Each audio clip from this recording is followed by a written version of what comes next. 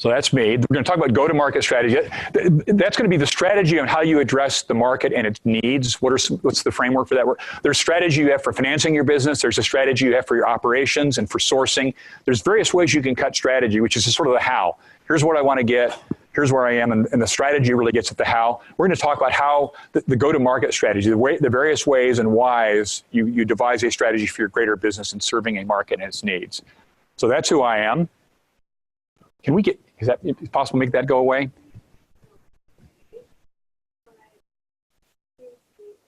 Okay. That's okay. We'll just act like it's not there. Oh, you can move it at least. That works. So you can click ahead. So there, if some of you, one or two of you like me, might be old enough to recognize a couple of these statements, at least one of them. The old saying used to be, build a better mousetrap and the world will beat a path to your door. That was Ralph Waldo Emerson in 1889, over 140 years ago. That used to be the case. If you have the best product, people will come and find it. There's a more contemporary version of that. If anybody remember the movie Field of Dreams, the theme from that movie was, if you build it, they will come. We know that's not true. That just simply is not true. You can have the best product, you can build it well, but that's not enough. You've got to understand your market, especially understand your customers, and be able to position your solutions to them in a language that they understand. So an effective strategy and an effective and successful business always starts with a thorough understanding of your markets and understanding the voice of the consumer, the voice of the customer. If you can incorporate the voice of your customer into everything you do, then you're going to be well ahead of most.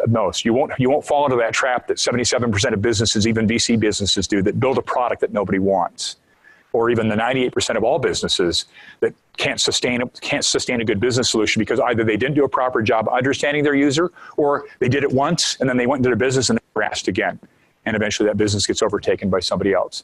A better statement, not long after, is the customer is always right. Have you ever heard that before? Now, those of you that have businesses, do you think the customer is always right in your business? They're really not. They're not always right, but they're always entitled to feeling how they feel. And you always want to understand any problem they've got, even if they're not right. Because there's always going to be something in there where there's either been a communication issue or something in your business that you can do better. And that's the stuff of strategy.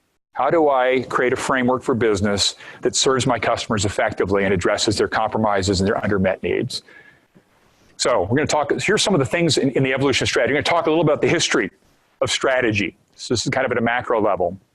I'm going to go back to the Industrial Revolution, which was even before I was born.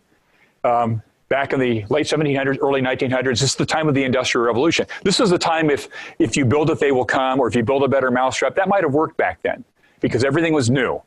And products were kind of new things. They were moving from a feudal and kind of a dispersed society to a more integrated society and business structure in the U.S. Sorry? I was going to still do. Well, yeah, it could be. So back then, the Industrial Revolution time, there were, the population grew during that time frame of like less than 1 billion people to maybe 1.6 billion. So a lot fewer people that we have on Earth now. The U.S. was 80 million people. It's growing pretty rapidly. The key theme then was just to make life tolerable. People, it was just hard for people to stay alive. Diseases and just all types of things going on. So just making life tolerable and livable was the key theme that drove businesses back in that time of the Industrial Revolution. And the environment was unlimited. Anything you can do anything you want. And we'll see how that's changed. And obviously, we're all aware of how that's changed. And everything was analog. Electricity was just starting to be harnessed. There was just infrastructure to connect things like that. Retail was beginning to emerge, but wasn't really well established at this time. And scaled and high volume efficiency-based businesses. If you could get a lot of customers and build a lot of scale and exploit that was a key guiding theme. And innovation was led by technology. If you build it, they will come. That was what guided things during that Industrial Revolution. If you go back, now the next phase, one more click, please, the so-called American Dream period, the time of much of the 20th century was around this. And the American experiment was in full bloom, and people were gazing in upon what's happening in the U.S. So into that early 1900s to later part of that, 4.5 billion people on Earth, so growing about 180%. So pretty significant growth. The U.S. grew to 230 million people in that time frame. It wasn't just making life tolerable. Now the theme is make life easier, quality of life. Those things start managed. So business strategy starts moving from just making things tolerable to how do you make things easier. The environment is starting to be recognized as something that is consumable. It's a finite resource.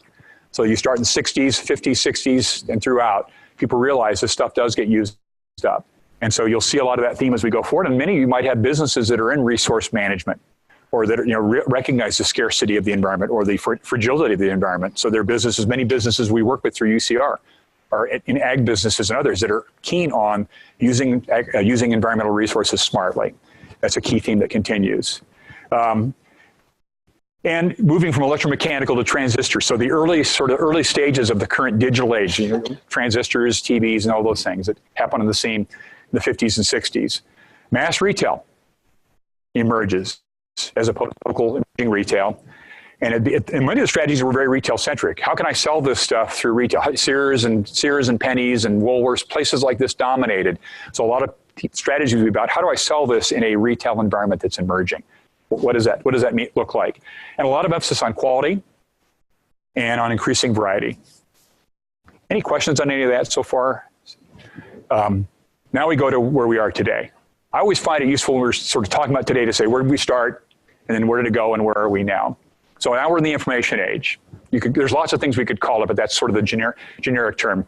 So the current period we have, which kind of began in the latter part of the 1900s, with the computer becoming a mainstream appliance, the internet not just being an oddity that's used in education and in military or government applications, but now is broadly used. Things that we take for granted now, those things really didn't come on the scene, but in the last 25 years or so. Population's grown dramatically. 7.6 billion people on Earth. The US is 323 million people, still growing.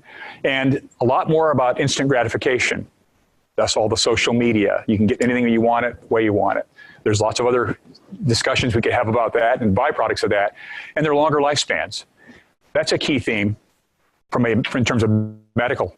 People living longer, aging population. It creates challenges for younger people trying to enter the workforce because there's older people that are living longer, that are staying employed longer. But there are also longer lifespans. So a lot of the medical applications and healthcare are a bigger deal than they've ever been before because of this dynamic.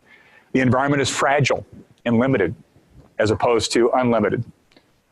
Okay, so again, a lot of businesses are in that area of resource management, using resources smartly, being mindful of such things. Businesses themselves that are particularly about protecting the environment. Many businesses like that. We work with businesses at Riverside that are particularly about dealing with the fragility of our environment. And things are smart and integratable. So there's cloud systems, everything can be connected up. Information flows very readily. Some of the challenges with all the information flowing, how do I find out what's important and how do I have messages that are useful to my clients? That might be a bit of what underlies your question and need. Is there so much information flowing? How do I break through in a meaningful fashion to a customer that wants to hear from me and whom I want to hear from as well? And then retail's going away or it's under siege. It's certainly being rationalized. E-tail has overtaken bricks and mortar. Retail's under siege. There's a lot of cost there. People want things when they want it. If I get it delivered to my home and I address those compromises, why would I have to jump on my car and go battle other people to buy something at a store when I can get it what I want, when I want it delivered? So the key themes that drive, I would venture, any business that's going to be successful is address compromises. It's always good to understand with your target customers or established businesses, what are the compromises people still have to put up with? One compromise could be like, I have to go to a store to find this thing. Well, you address that by, you can get it online and we can deliver it to your home. So anytime you're looking at a business or a potential business or an idea, think about what compromises are you addressing. If you address compromises, that's the core of innovation. Where a consumer or an end user has to do something, they have to settle for something that's less than ideal. That's where innovation lives. And the second is customer driven. We've talked about that. The voice of the customer needs to prevail and be loud in everything you do. Your products, your solutions, the way you go to market, the way you talk with people, the way you describe your products. The more you can know about your customer, the more you can say things in a language that's friendly to them, the better it'll be for your business, whatever business it is, whether it's highly technical or whether it's a lifestyle business that's just on the corner on Main Street. Either way, or everything in between. Questions on anything that I've touched upon so far? Okay, let's talk about how do you define a go-to-market strategy? It's a customer-centric how. How am I going to address needs? So you've got a market opportunity. It's all right. So you have a market opportunity. Maybe maybe you have a technology you're working on. Maybe you have a passion area, an area that you've grown up in, or an area you just see a need in. The strategy is really the how. How am I going to go about serving this need? What are the resources I bring to bear? How do I build a business based on this? What do the products and solutions look like? What processes do I deploy and employ to make that work? So it really tries to clarify how you're going to reach your target customers and better compete in your marketplace. There's 4 questions. Who are you selling to? It's amazing how many businesses get started and they really don't know who not only do they not know what their customers want, they really can't even define their customer. The more you can spend time understanding who exactly, because who you're selling to and who you're not selling to is really important to know. Some people even segment. We're big fans of having, especially if it's a business that's being envisioned, having a beachhead, starting someplace with focus where you can prove your business model, learn, and then you build off of a base like that. But to really understand, who is it? Who is it that's going to want this sort of stuff? And who do I really need to have an intimate understanding of is key. And then what? But the what follows the who. People often start with this. That's the Industrial Revolution. I got this great solution, looking for a problem. Solutions don't look for problems. Problems look for problems. So, the best solutions address problems and compromises. How will you reach your market? Is it going to go through conventional retail or online? Is it a business-to-business where I'm going to address via an outside sales organization? Last week's workshop talked about ways that you reach markets. Do you use manufacturers' reps? Do I use a direct sales force? Am I going to use third parties? Am I a wholesaler and I just fulfill to people? There's a variety of different ways, depending upon your business and the channels you serve, that will indicate how you reach your target market. That's an important thing to understand as you sort of grapple with what's my strategy and who am I serving. And then where will you promote? What matters to people? How much do I use online? How much do I use my own salespeople? Do I use conventional communications, print advertising, or whatever? And there's no one right answer. It just depends upon your business, and ultimately depends upon what your customer's telling you. You'll never do poorly. It's impossible to know too much about your customers. You'll never do poorly by examining and understanding more wherever you can. And ultimately, your go-to-market strategy aligns the market-facing elements that drive your business. Customer insights, always first and foremost. Competitive analysis, what are other people doing? If there's compromises there and challenges people are facing, who's out there trying to solve those? And how do I compare to them? So those competitive insights are key. Then the products and services themselves and how you design them to meet customer needs. What kind of pricing makes sense? There are different types of pricing strategies. You can have a skimming strategy where you're just trying to do the highest price you can and come in at a premium level, and then later you'll drop. And there's or skimming strategy, where you go low and you try to capture as much of the market as you can. And then there's a premium strategy where you say, I'm just going to be specialized and focus on a select few, charge the highest price, and I'll move my pricing down as I broaden my market approach out. Again, it's not that one is right or wrong, it depends on the situation. Then how do you market and how do you develop your brand? Anything here that resonates or anything, I want to, the aim is that this be as interactive as possible. Any questions that arise or comments, anything that we've touched upon already that either resonates with you or that you'd like to stop and dwell upon for a minute. And I'll say one thing, so just to get the conversation going. So, we mentor with the team we've been talking about with the EPIC program at EPIC SBDC. We probably mentor about 80 to 90 startups in the region.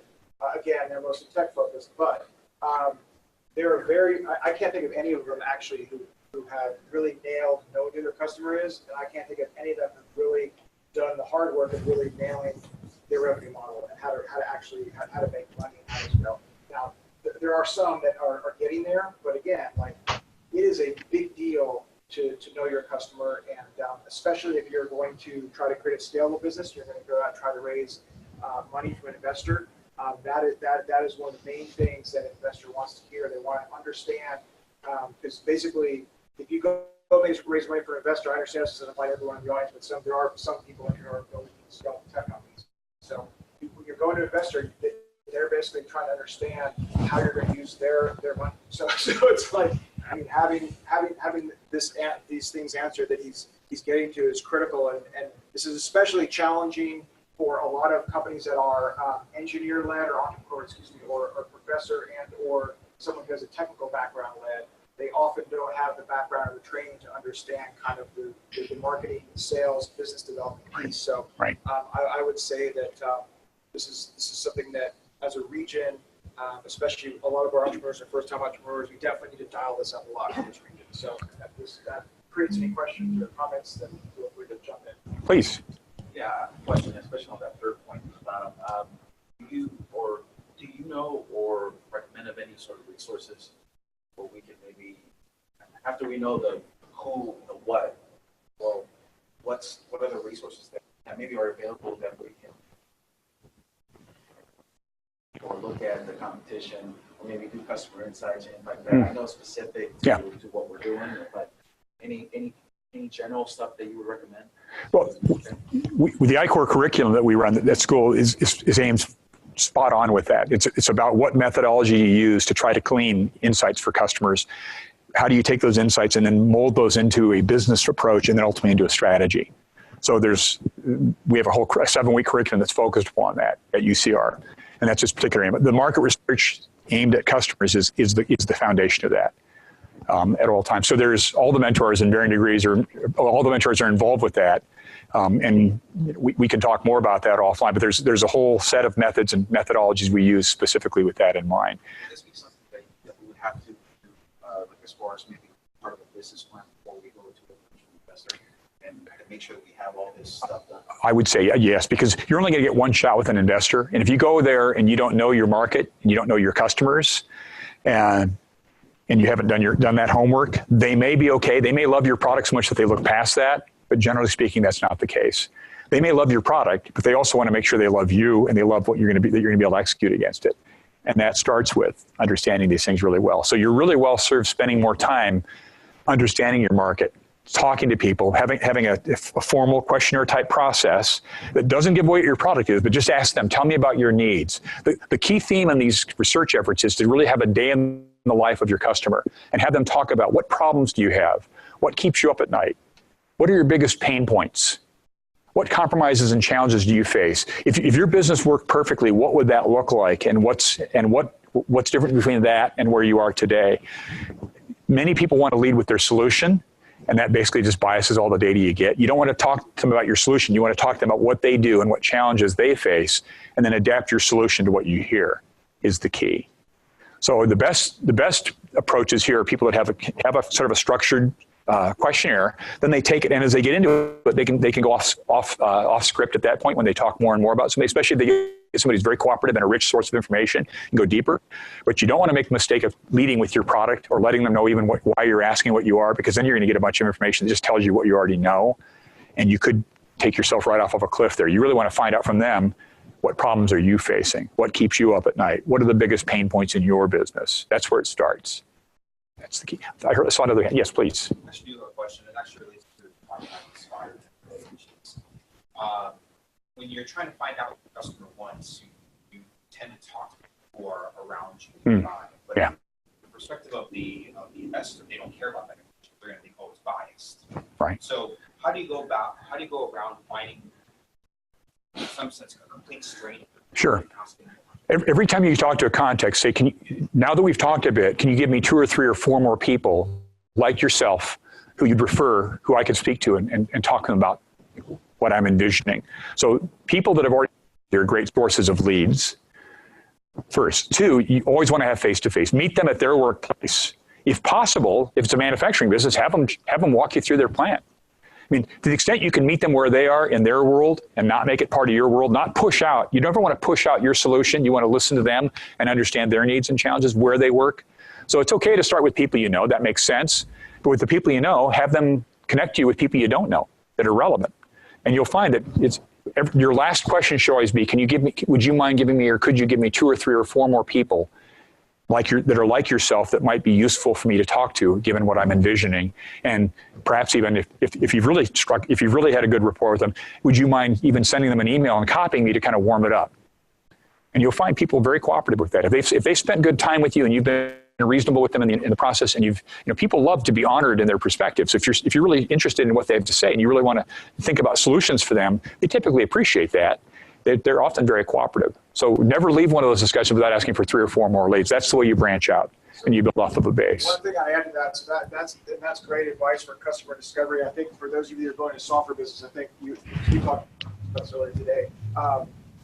You're gonna want to find a way to get customer feedback. Again, the venture capitalists and the angel investors are going to want to see past what he's talking about, which is the early customer discovery. I think what your question was also is, how do you get beyond kind of stuff? And so typically the best way to do it, depending on what kind of product you're building, your customer is, if it's a consumer-facing product, then you have to do enough user acquisition to where you have enough people using your product. Prove it out. You can ask them, you can interact with them and get feedback from them. Right. So we actually, not to lead the witness, but we have another event next Wednesday, which we have another one of our mentor team coming in. They're doing an entire talk on growth marketing and user and customer acquisition. So if you're interested in that particular part of growing your business, which is kind of a drill down on a lot of stuff that Steve's covering tonight, but yeah, definitely we can talk more about that. We've got mentors on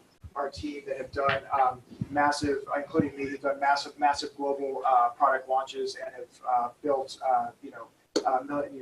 millions, audience in the millions. So I would say that there's kind of this growth path that you're going to be on, where initial customer discovery, all the stuff that Steve already said, but then you're going to want to get to that point where you're putting like 5, 10, 20, 50,000 people into your product, and then that becomes a little bit more of a customer acquisition, user acquisition play for software companies. So. Scott, I think you have to remain focused on the core principles of what's going on here. And I think the question about how do you get past friends is you just have to be outgoing. So you if this is a consumer product, you go to the mall, you go to play. This is a game. You go to game stores and outside them, and you ask people to talk to them. And then, as Steve says, you ask them, suggest somebody else. So, ultimately, yes, you're talking about for a large consumer product, thousands of people, but that doesn't get past the core principle of the way you get out of your shell and out of your friends is to just go out. Meet them where they are. No, you got to get out of the building. I think what I'm saying though is that there comes a point, and having raised venture capital, we had this happen where basically the early consumers, you're right, you have to do that. You have to be outgoing, you have to do all that stuff, get out of the office, all that stuff. But I'm just saying that the next step after that, because there are some people in the room who are at that next step, is that the investors, because his question was specific to investors, they actually will hammer you on that data. And what I found in my experience is that when you're interacting with somebody, they're not going to give you the same feedback as if they don't know you. And so I totally agree. Initial product discovery and growth, you do have to do that. But at a certain point, you're also going to have to get what the VCs will think of as we're getting off on a tangent, but non-biased data. So anyway, let's keep going. But, I'd add two examples. I worked for a company, I was the CEO for a company that made travel accessories. The founder and CEO was a guy 6'8" who played pro basketball in Israel. When he traveled, he was always very cramped, and he found he couldn't rest comfortably. He's a tall guy. And so he came up with a design for a neck pillow that was a pretty revolutionary neck pillow. But before he actually designed the pillow, he talked to literally hundreds, if not thousands of people at travel retail locations, just as Mark suggested. He went to travel retail locations in airports and asked bunches and bunches of people questions. And as he heard more, he started building his product. But he literally he did one-to-one interviews with thousands of people. And even now, even to this day, even though the company's now 8 or 9 years old, continues to do that. So that's a real key. And another client I have, it's in sports. It's actually a service that tries to help somebody improve their basketball skills. And their claim is that they can deal with a basketball player anywhere from a beginner or a weekend warrior all the way through a pro. So I asked, one of the first questions I asked is, so tell me what insights you have that are particular. What are the needs that are the compromises that are different for a beginner than they are for a pro? They couldn't answer the question. Venture capitalists would take them apart on that. Because if you claim to have insights on these different segments, then have some facts. And the only way you have facts is by talking to people and capturing what you hear and incorporating it. So my comment to them is you need to have these conversations with beginners, weekend warriors, high school players and coaches, et cetera, all the way up to pros. And the reality is they'll have slightly different needs. If you're going to be coaching LeBron James, that's going to be a little different than if you're coaching my grandson and how to be an effective basketball player. Their needs are going to be very different. The company might have a solution for both of them, but it's going to be different. And the way you speak to that solution is going to be very different because the segments are very different as well.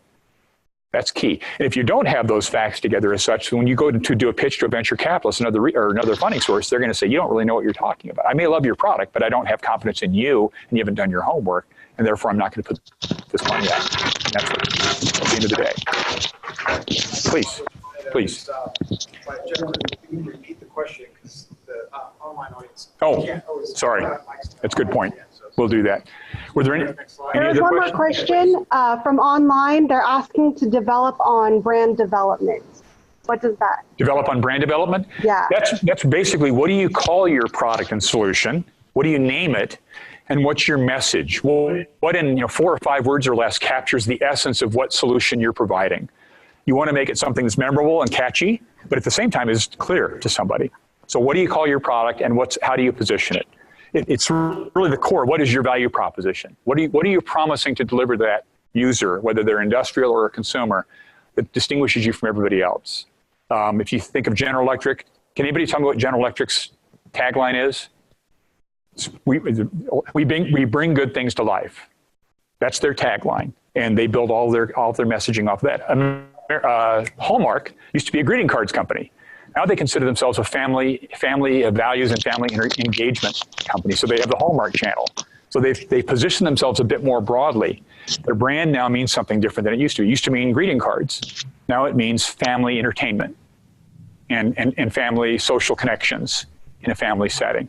That's what they've come to mean. So when we talk about the branding and branding and marketing, that's really what is the essence? What are you going to call your solution? And you want to have customer insights that guide you on that. Because if you come up with something that you might find really interesting, but is meaningless to everybody else, it's not going to be very successful. So how do you position it? What do you call it? How do you position it in just a few words? What is the promise that your product is making? What solution is it bringing? Does that get at it? Other questions or comments on this? Okay, we can skip to the next. So when you're doing a go-to-market strategy, you start with markets. Markets are just collections of customers. And again, we tend to think, and we strongly recommend you start with a focused market, with a beachhead, so that, I think Scott used the example, so you can have some tangible, practical experience. So even when you have a solution and you started building a business, you have practical know-how that you can glean in a confined, focused way. So markets are where you start. Okay, markets being collections of customers. Keep going.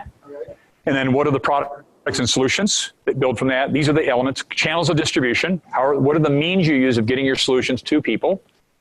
Pricing and positioning and communications. We talked about all those things, but if you say, here are the 6 things that the core of a strategy, you're going to have a go-to-market strategy is going to have these elements within it. Who am I serving broadly?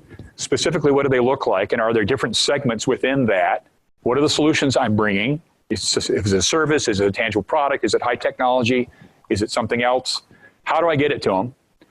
What's my approach for pricing it? What's the value that I bring versus price? And then how do I position it? What's my brand?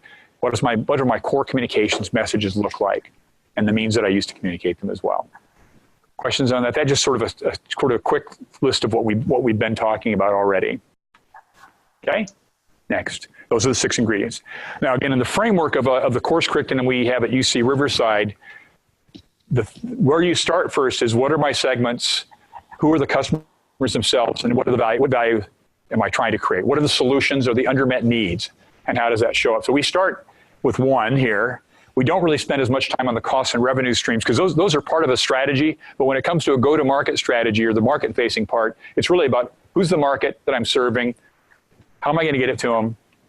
What are the activities? So the 3rd emphasis, and the 4th are there any partners, any others that I can be working with who might have a shared interest or a selfish interest in what I'm trying to achieve? Is there areas where 1 + 1 = 3, where I can work with some third party? You see this often happening in the marketing world. I was at a company, Avery Dennison, whose primary user, at least in one of the categories, was office managers. Historically called secretaries. That's not politically correct anymore, but they're called office managers now. Well, every year there was a National Secretaries Appreciation event that went on.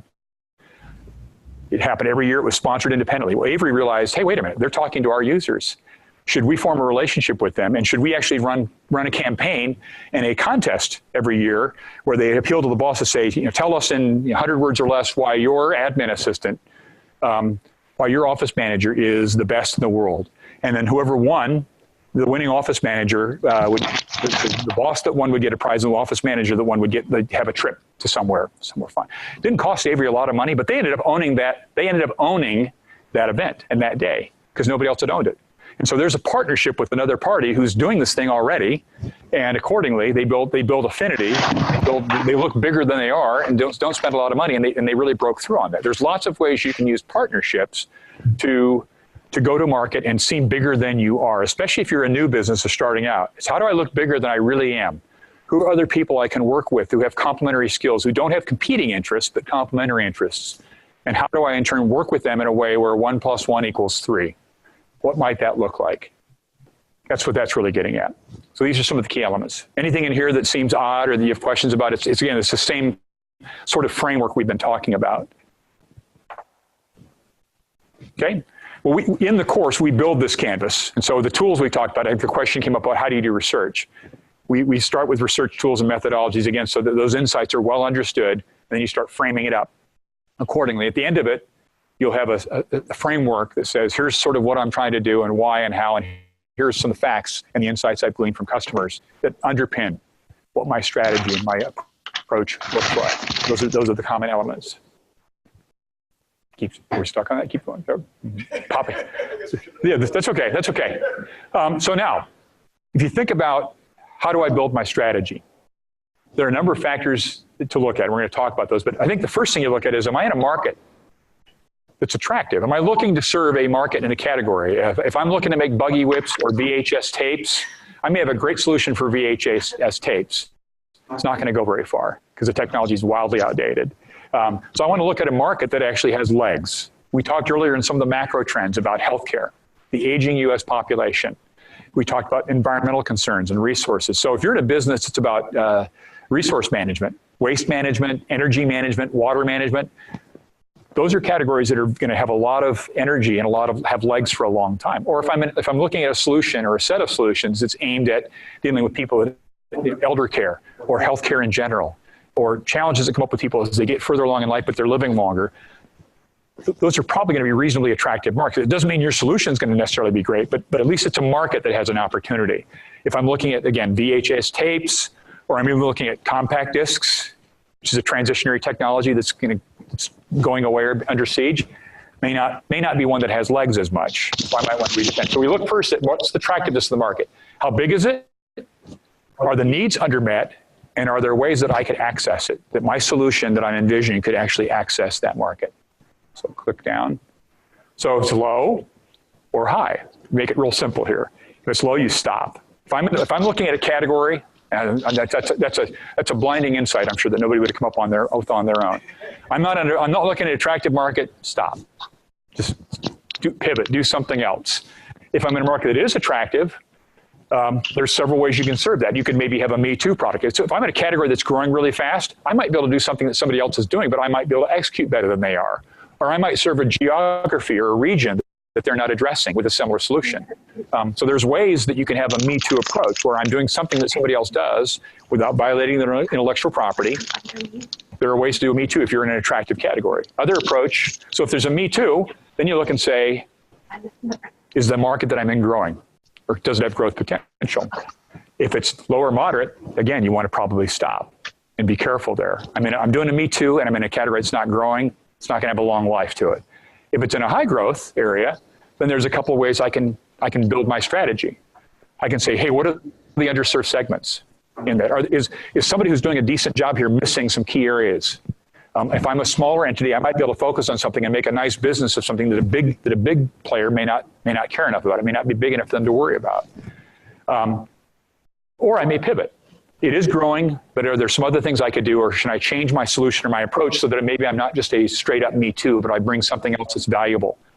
Maybe my core, the essence of my strategy might be much like somebody else's, but I do something. I add different services. I figure out more effective ways to get product to people. I add some supplementary services or solutions to augment my product. There's other ways you can deal with that. Yes, please. You touched on intellectual property. Yes. A, how do you know if you're getting good here? Yeah. What are resources there? Yep. The formal intellectual property would be somebody has patents.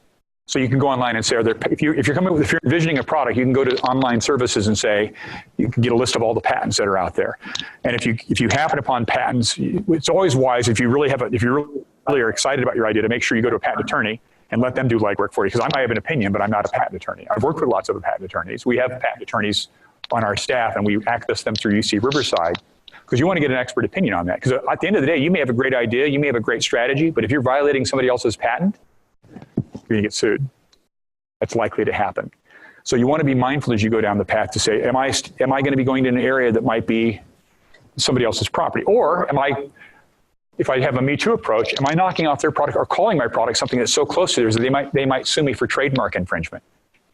So you've got to be aware that if you get too close to somebody else in a Me Too approach, again, there might be an infringement issue, and they might sue you, and at the end, they possibly could collect. So you've just got to be thinking about, and there are attorneys that specialize in intellectual property. They're very expensive, but if you use them well, they're worth it because what they do is very specialized. So there's trademarks, there's branding, there's product characteristics, there's ways you describe products, and then there's actually the design of the product itself, whether it's in a patent or not, that could be considered like intellectual property. So you always want to be mindful of that before you go too far down the path. You guys know that, especially in the tech world, like the process of how a certain app or a certain web app works. So whether it be like, let's say Dropbox. Right. So do they patent the process of how somebody uploads a file onto their systems? I mean, is that patentable, or is that something that's like, oh, they have Dropbox, but I have. So basically, I'm supposed to stand a little closer Please. so they can hear it. Sorry, Oh. because they can't. No, just leave it on, but they can't Okay. hear it. Yep. Yeah. So the way that it works for most of the scaled or scaling tech companies that you've heard of is that they'll typically go into a fast growth mode, and then they will typically wait until they get to a certain size and a certain growth trajectory, and then they will start building an IP portfolio. So, for example, that's what Uber did. So they didn't. IP is intellectual property, by the way. Sorry. Intellectual property, portfolio. So it's not to say that your software product has no capability of potentially being patented, but in general, it may not be the best use of your limited funds as a startup to spend money on as he has said, an expensive IP whole exploration. Now, I'm not saying don't explore it. You probably want to get a quick, maybe early introduction just to make sure you're not missing out on something you'll regret later. But in general, most software these days, and almost no apps have that much that's protectable patent-wise until you get to a size where you could get very, very, you can afford to hire very expensive attorneys, and you can basically go in and you can start building things I mean, most companies now, I don't know how many patents Dropbox has off the top of my head, but that is in general how it goes. Software is very hard to patent. Software is very hard to patent. Apps are very hard to patent. Yes. So in general, you may want to just grow first, and then, because for example, like if you're going to spend $30,000 or $40,000 on a patent that you could have, and then we have a number of companies we won't mention, but in the region who have spent all their money on attorneys and patents, and then they ran out of money to finish their product, and they were never able to launch, and they just shut down, and they weren't able to sell their patent. Now, I know that there are some different examples of companies that have patents and have done patents, and it was the right thing to do, and Blue is one of them. So I know that's more of a generalization but not in all cases. Yeah, I just wanted to say that if you're going to by doing a patent or filing or software patent, great way to start off with or start with a provisional patent. Right. Provisional patent allows you to file and Gives you a year. apply for a patent, and you have a year to pretty much file for that patent. And it gives you a year to do research, understand if this is something you actually want to patent and go into it. But provisional patents where you want to go for it. So software is really hard to patent. There may be some exceptions to that rule. One thing I would say, whenever you have an idea, document your idea and date it and sign it. That's called prior art.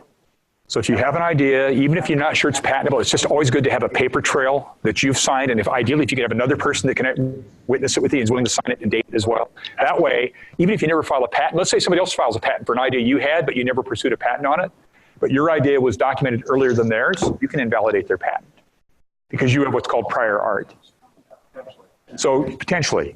And so there's times when somebody who comes up with a patentable product later, they realize there was prior art. They have to go in and basically pay the person that has the prior art for the right to the idea, even though they came up with a full patent themselves. Yeah, we'll say, That's not the way it works. yeah, I don't know. Yeah, yeah. Really? Prior, so it can't be, it can't. You can question whether it was novel Okay. and things like that, but Just pure time doesn't. you're not going to get another filing. You can invalidate their patent. Right. But you're not going to get one. That's what I'm saying. Yeah. Yeah. Or they might come to you and say, gee, I know you can invalidate my patent. I'm now going to license an idea or pay you a royalty on it. So there's no downside to documenting your idea and dating it and signing it. It's called prior art. If a patent subsequently comes, you could potentially invalidate that patent, and they may be compelled to say, I'm going to need to pay you for the idea, even though I have my idea independently. You had it first, and I don't want to have a legal issue, and I don't want you to basically to refute my patent outright. Then that gives you a way of an opportunity there as well.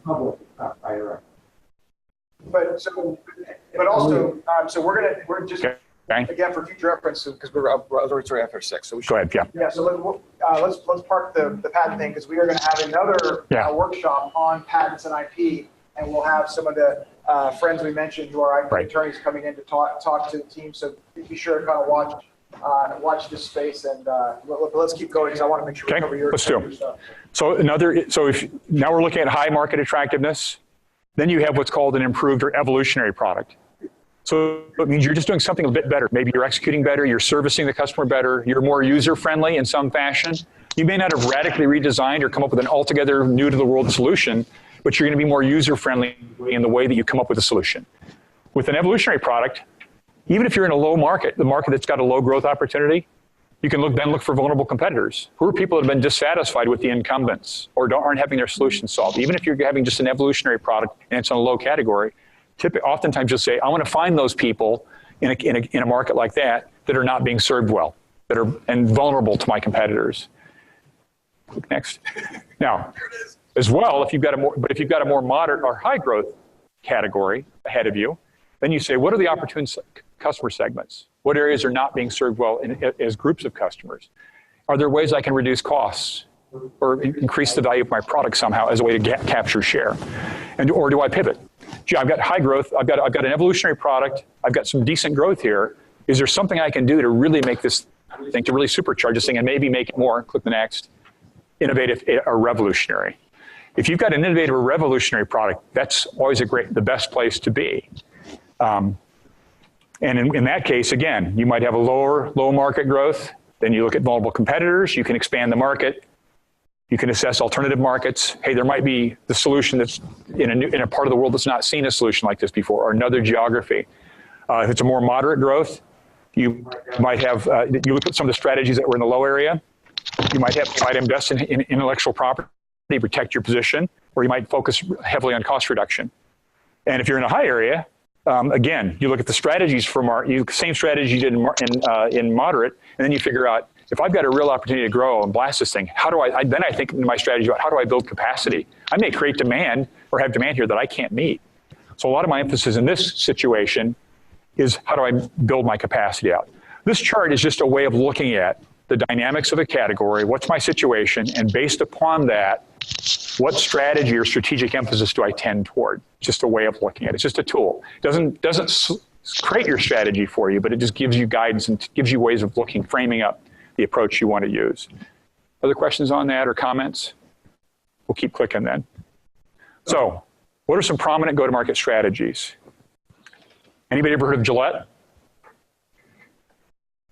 Their strategy was a razor blade strategy. They're a blade company, but they gave razors away, or they made very low-cost razors available to people. Why did they do that? You get more razors out there that are compatible with their blades, they're going to sell more blades.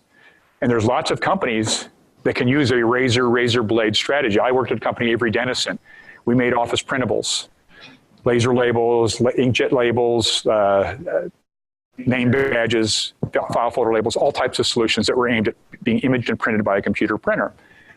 We created software that make it easier to format the printer. The software was our razor.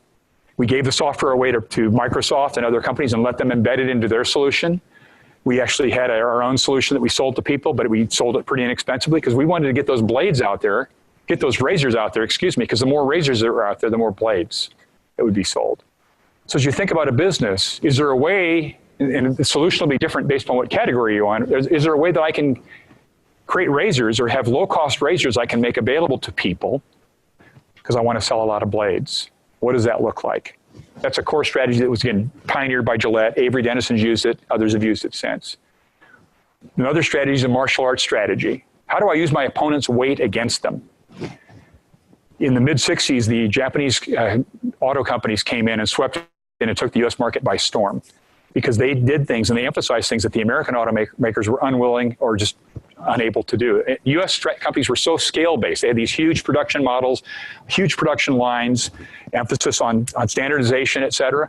The Japanese companies came in and emphasized quality systems and just-in-time deliveries and more nimble operations, and they listened to consumers and they started developing smaller vehicles because gasoline was becoming more expensive, and they basically took the market or put a big dent in the market that the U.S. companies held. Because the U.S. companies were so based upon scale, they were like these big heavyweights, they weren't as nimble as the Japanese competitors. And the Japanese basically took tremendous share from them. And it's just, just now that just in the last few years that the U.S. companies have begun recovering from that. It took them much of the remainder of the 1900s. And even now, Toyota is, still among the leaders. And some of the U.S. automakers have either gotten much more, have almost disappeared or gotten much smaller than they used to be. They dominated the market back in the 60s. Martial arts strategy. Use the opponent's weight and inertia against them. Go someplace where a big person's not going to go. So if you're in a category where you've got a huge incumbent or two, think about a part of the market that you could serve well that they're just unwilling to go to, or they're not going to be nimble enough to serve it ably. That's a martial arts strategy. Okay? Systems and platforms, Microsoft and Apple. If I have the system, I have the platform, then I can sell all the apps. Apple's done that brilliantly. They've brought that out into entertainment and a whole bunch of different areas. But they've got the platform themselves. They sell a bunch of the apps to the platform. If you're in a software business, that's more natural for you. But there may be other ways you can have a system solution, even if you're not in the software business. How do I create a systematic approach where I can snap my solutions onto something that my consumer is already doing and already associates with me, or my end user does somehow? What does that look like? And then bundling and share of wallet strategies. So I've already got a relationship with somebody. They've had a good experience with me. I now have permission to create other solutions that I build onto that. So insurance companies say, oh, you do auto insurance with us? Let us do your home insurance. And if you do home insurance and auto insurance, we'll give you a better rate on the two of them together. So that's a bundling strategy that some have used. It's just building, it's called share of wallet. If I have a good customer who likes me, they give me permission to do more things. What do those more things look like where I can build more business with that loyal customer? Equally, next, unbundling. Southwest Airlines. Why pay for stuff you don't want to use? Has anybody ever had a really memorable meal on an airplane? Like the best meal you've ever thought of that whenever you get to your location, I got to get to my diary and put that down because it was such a fantastic meal? Of course not. So don't give people a meal and don't make them pay for a meal that they don't want. So the Southwest has used this unbundling where they strip out all the things that may be unnecessary and let you just pay for the basics. Still giving you service and all the other things you want, but nothing that you don't want. And there's even companies that have taken it even further. We flew on Spirit recently. They don't even give you water. You got to bring a water bottle. But they're the cheapest. You can fly. Sometimes you can fly to Minneapolis for $25 a leg from LAX on Spirit. But you better bring a water bottle because they're not going to give you water. And if you want water, you're going to pay $4 or $5 on it on the flight. The seats don't recline. There's things you give up, but if you're price sensitive, maybe you don't care about those other things so much. In a bundled model, you pay for all that stuff. Whether you know you're paying for it directly or not, you're paying for it. So many of you use unbundling models, especially in the airline business. So are there ways to strip things out that consumers don't care about or that are less necessities than they used to be? Lifestyle and affinity. Starbucks, taste tests. Starbucks versus McDonald's, regular coffee. Who wins? McDonald's 8 times out of 10. Their coffee's rated higher than Starbucks. What does McDonald's charge you for a coffee? $1.50? What does Starbucks charge you? $5 or $6? Because you're not paying just for coffee at Starbucks. It's an experience. It's a community you're part of. They let you connect into things. They give you access to other people. It's a feel. It's a lifestyle product. Even McDonald's has their own lifestyle approach. Think of moms with young children. They have the playgrounds there. Moms going crazy, or whomever's watching the grandparents. I can relate to that. The grandkids are making you crazy. So you go to McDonald's, you get the kids playing on the playground, you have a meal. It's not the best meal you ever had, but you know what you're going to get. And you can just sort of chill out for about an hour and a half. That's a lifestyle solution. So the solution is more than just the product. It's the environment you create, dealing with the greater needs of the user. And then addiction affinity. Many software companies, especially game companies, actually have addiction experts that they employ. They build addictive properties into their software. I know that I've heard them talk about it. I've been at conferences where that's explicitly discussed. So how do you get somebody so excited and so keen on your product that it becomes part of what they do all day and day out? And the brilliant thing that World of Warcraft Blizzard did with World of Warcraft, is they also made it a social solution. They created an interdependence amongst all the users, so they created a community. So not only did they make the product really good and they made it addictive in many ways, but hey, I got to play because I'm going to let my other teammates down if I don't play on Friday night at 11 o'clock in the evening. So they use that affinity model really well. So if you create solutions where you have networks and your customers have relationships with one another and they help each other, that can be part of your solution set as well. That's been used very ably, and they really pioneered that approach. Yep. And then you tap available inventory and capacity. Amazon, Uber, and Expedia. Uber's just using automotive capacity that's been there for a long time. They just thought, well, hey, why pay for a cab? Why pay for a bus? Let me just access the capacity that's already there, and I'll pay people. Then I don't have to go out and buy a bunch of cabs. I just use the capacity that's already built in. Or Amazon, just go to places. I have a network and I have an easy way of transacting online, but I go to places where people already have the product stored. I don't have to redundantly buy the product. I just access what's already there. And Expedia, they're taking things that are already there and figuring out a more efficient way to access those resources to bring solutions to customers. These are just a few examples, but think about these types of things in the business you're envisioning. There's ways to use these principles as you envision your strategy. Martial arts, what are the big guys going to do? Where would they not go that I could go? Are there razors I can make available that will sell blades? Is there inventory or something out there that I can access that's being underutilized? And I can incorporate that into my strategy. It depends on what your business is, but it wouldn't surprise me if, whether it's a business-to-business or a business-to-consumer business, that some of these principles might apply to how you create your strategy. Questions or comments on that? Okay. So we talked earlier about the customer is always right. I think this is a better statement. The customer is right. They're not always right, but they're always entitled to how they feel, and you need to know why they feel the way they do. But they'll tell you. They'll tell you what they need if you ask good questions and you listen, and you just keep doing it. Sometimes businesses, again, are founded upon that, but then they stop doing it. And those are businesses that might start out with a bang, and then somebody else comes in and takes business from them, like the automotive makers in the 60s, the U.S. automakers. They were listening to customers way back when. They got a little bit complacent. In the 60s, the Japanese companies asked better questions and were more attuned to the market, and they took the market. So you never stop this. This is part of your ongoing process. Your strategy should always be dynamic, and it should always be founded upon customer insights. And customer insights never end. And if you're in a category that's dynamic, and most categories you're going to want to be in are going to be dynamic. You don't want to be in a category that's stayed and old and established, because that's a category that's not going to have legs. You want to be in a dynamic category, but if you're in a dynamic category, the way customers' needs are going to evolve from one year to the next. So companies that are successful and that prevail are always asking questions of their customers and always incorporating what they hear into their solutions, products, services, the ways they communicate, all those things. That's critical. The ivory tower is a dangerous place to be in business. Effective leaders are out. In fact, oftentimes they don't even entrust the research necessarily to their people. They do it themselves because they want to hear in an unbuffered way. They want to hear the voice of that customer in an unbuffered way, because then they can envision how that translates into their strategy, their products, and so on. That might be the end of the...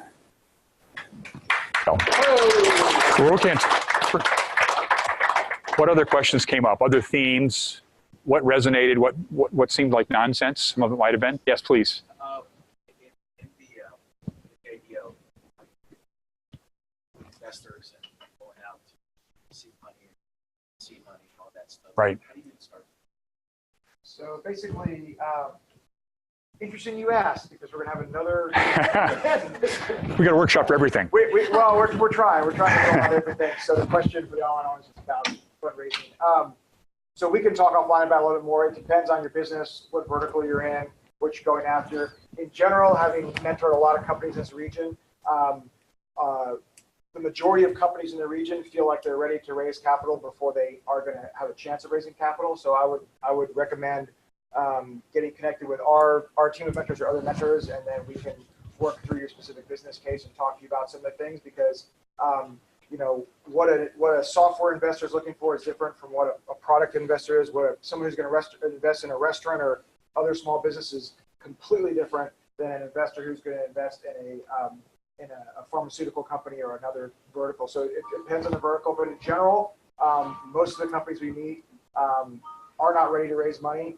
If in general, if you don't have a built product with some insights, strong customer discovery done, yep, and also have gotten some product market fit, and you have, in general, some revenue, then you're going to be challenged to find any investors that are going to take a meeting with you. And so, you know, again, and this is again, I always have to caveat, not friends and family. So we're not suggesting, we obviously don't get involved with your entrepreneurs' family situations, and if they can raise money from their friends and family, that's great. We're talking about angel investors, professional investors, venture capitalists, and typically we can also talk more about this later. But there's a whole different sliding scale of, not sliding scale, but a whole different range of.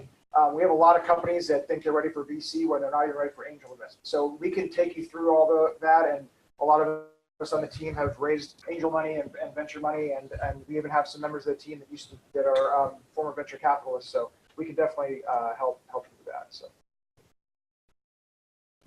Yes. Someone online has a question about What are channels? Channels are the means you use to get solutions to your customers. So retail is a channel. There are different types of retail channels. Direct sales is a channel, right? I might use a direct sales force, and direct salesperson calls on somebody, makes a sale, and then the fulfillment is done by a wholesaler or by a warehouse. So channels are just the pipe that the solution flows through to get to the end user, basically. Please. Can you think of any technology companies that both do hardware and software and that use the razor blade strategy? Hardware and software. Yeah. Well, that's great. That's a great example. Thank you. I should know that one because I worked at Avery. They don't make any money on their printers. They make all their money on the inkjet. I think their printer division has like a negative 10% EBITDA, and their inkjet used to be, although there've been a lot of knockouts, is like a 50% EBITDA. So they basically used to give the printers away, nearly give them away, just so they could sell the inkjet. And now they weren't giving software, but they have firmware and other things in the solution. At the end of the day, though, they make their money on ink. Sorry? Okay. Great. With that go? Okay. Right. So in a way, the hardware is kind of almost like a Trojan horse. You get that hardware in there, and now I can sell you a bunch of other stuff that might be software solutions. I didn't put the Trojan horse strategy up. I like that, but it sounds a little bit sinister. What do you have in there? But what you're really trying to do is something that's hidden within. It sounds sinister, but a lot of companies use something like that. I'd call that ICLA strategy kind of a Trojan horse strategy. It is a razor blade. I get that piece of hardware in, and now I can sell you a bunch of other stuff. The guys in the horse get out and do a lot of business, basically. That makes sense. Other questions or comments, please? Well, the product I'm trying to develop copied someone who used that strategy. Built a shower that recycles the water. Ah. But that's just the what. Yeah. But what he did was he developed an integrated filter and UV light system. Okay. That beeps when it's full, and then you pull it out and you have to find the filter. Okay. But I bought it to make the prototype. I just bought it off the shelf. RV filter. Yeah. So he's trying to create a closed system solution, isn't he? But closed systems don't usually endure. They're against naturally. A law of nature, a truism in business. If you've got a closed system, it's not going to usually endure over long periods of time because it creates compromises. So you got to buy it from me. Talking to you guys, and one idea is then have a self-cleaning filter. So exactly. That's where I haven't done the research yet. Yep. I'm trying to get to what's the real pain point. The pain point is changing the filter. Right. Then make a microfilter that detects that it's full, flushes itself. So then we're coming back to, well, maybe what we haven't put together is what would an app look like that would tell you before before I use this Sure. shower, Predictive model. how well is the water clean enough? Sure. And Sure. do I need to maintain it? Sure. Does it need a Yeah. checkup? So we haven't figured out what that is, but we think it's more of a system of platform, Okay. not a razor blade Right, strategy. right. Until I talk to more customers, I Yeah. can't tell which one I'm on. Yeah. And the different segments might want something different. So that's Right. the other thing. I prioritize 3 segments. Right. And one of them might be happy with a razor blade, and Right. another one wants a system, and somebody else wants, we don't know yet. It's a great example of an embodiment of this, what this whole is about. You're looking at different strategies, talking to customers, and then what's a creative way that I can deal with a compromise? Because if I got to use a closed solution, I got to buy it from one person who's got a hammer lock on it, is going to make me pay a premium. Then somebody's going to come up with a solution that's an open solution, which is what you're envisioning. That creates more features and more feedback, addresses more needs and pain points. That's a great example. And then we're trying to figure it. Yeah, sweet. That's great. That's what makes it fun. Yeah, and then what would investors see as valuable Yeah. enough and unique enough, Right. with or without a patent? That Sure. Sure. And Great. we don't know which of these will have the growth. Yeah. Excellent. That's a great example. Other questions or comments, please? Do you see situations where market strategies like this evolve over time? For example, we can see long view market strategy, or maybe a couple that we think work, but getting there probably requires serving a different market just to get going. And it requires different strategies. Yeah, that's what we call beachhead. You might have a beachhead strategy where you start one place and it's unique, but maybe as you go broader, you go to the mainstream market, you might pivot a little bit or supplement your solution and scale it up to a bigger market after you've proven your model a bit. Right. So, yep. Yeah, the good book on that is Cost of Capital. But it's great to get tangible and get real experience as soon as you can as well, because that's the kind of data that an investor is going to want. Scott mentioned you're going to want to have as much protection for your idea. You're going to have as many facts from a consumer discovery point of view. And oh, by the way, you've actually been selling it and you've learned from that. That's the trifecta. That's what they're looking for, ultimately, as well as liking the product or the solution you've got itself. And the team. Yep, and the team. What if necessarily like you don't have the product, you have like an idea of something? For example, like creating a center for kids to go to and like use something like, I don't know, like running or like the sport of triathlon. Sure. To, get them out of, Right. Maybe you don't have certain resources like Right. that. And you don't have a product. It's mostly like you're being a role model for Right. someone. Right. And they kind of follow into that. And then someone sees that you're doing that and they're like, oh, I want to invest in that just because I know that it's doing good. Yeah. So what do you think about that? How would you? You can never do enough research in consumer discovery to really understand what's going on. And then you want to get to a prototype as soon as you can. So you may need investors to help you get to fund the prototyping stage. Because once you get to a prototype, then you can actually test these hypotheses you've been forming based upon your consumer insights.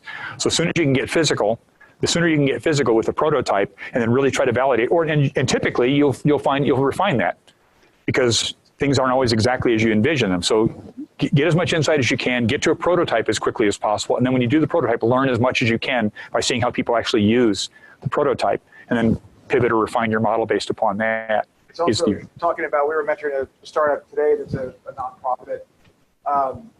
You need to think about your customer segment as potentially, your customer segment may be cities, it may be schools, it may be either corporations or government entities that have grant money. So you again, as you build your product and get the validation that he's talking about and do the customer discovery, you'll want to understand how are you going to fund the business and grow the business and make money. So it doesn't, just because it's a nonprofit doesn't mean it can't be very successful. As a matter of fact, there's some very, very successful large nonprofits that have done very well, both in tech and out of tech. So, Mr. Rogers is there's Sesame Street. There are companies that are. World Vision's done okay too. Yeah. They're over $1 billion. Yeah. So I mean, not to say, typically you will struggle to raise money you would not in general with a nonprofit be able to get meetings with angel investors or venture capitalists, but you would be able to, again, try to find those money sources that are the type of money sources that support the programs once you figure out that your program's working, and they'll want to see the same kind of stuff we're talking about. They'll want to see some traction. They'll want to see some proof points that we helped this amount of people and we did this, and this. They'll want to see some data in general. But yeah, it doesn't mean you can't build a very successful nonprofit that helps a lot of people. So we had one more question. We probably have to be respectful of time. So yes, please. So I have about 1,000 customers who are mainly interior designers and architects. And it's an online business. I talk to most of them at some point, but I'd like to follow up with them about their customer experience. Right. Should I send them an online survey? Should I call each of them personally? They're each very valuable to me. I want to launch online reviews, focus groups. What do you suggest? I'd say there's two types of people you want to talk to. You want to talk to your most important customers before you go with an online survey, just to make sure you test it. But talk to some people that have left you. You can often learn more from people that have left you and find out why they left you. Was I dissatisfying you? Did something change? Did he disappoint you? You can learn as much from failures, if not more, and from people who left you, than from people that have been satisfied all the while. And then after you learn from that, then you might go online because you'll have enough you can maybe fine tune your research methodology a bit from that. And for focus groups, if I used to do a lot of focus groups at Disney and Marvel, and I would just say that that's, in general, you can do some more affordable stuff now online, and you can go and buy SurveyMonkey or whomever. SurveyMonkey, you can go buy a targeted Facebook. But so there's stuff you can do, but in general, I mean, it just depends on, I would probably work on growing your business if you have 1,000 customers, and then maybe once you scale to a certain point, you may want to do some, like if you were talking about launching a new, doing a line extension or some of the other tactics that Steve mentioned in terms of growth, you may want to think about doing some actual qualitative, they have two different types, qualitative and quantitative research, and you would maybe want to explore that. But in general, that's a pretty expensive road. Like we would spend, I don't know, a couple, maybe $1 million on market research before even starting to work on a entertainment. That's Disney, by the way. Yeah, no, I'm saying it's more, I'm just saying, like it's like that's the traditional focus group, qualitative, quantitative. But I would say now exactly what he said is the way to go for your size. So I think the food is here. Yep, it's been there. So maybe hope it's not sure it's still warm. But thank you for hanging in there. Sorry we had it's a little bit warm. We'll try if we can get the air down. But we have some food for you. Appreciate the questions and so on. We're available to you if you've got other questions and what have you as we're eating as well. So thank you.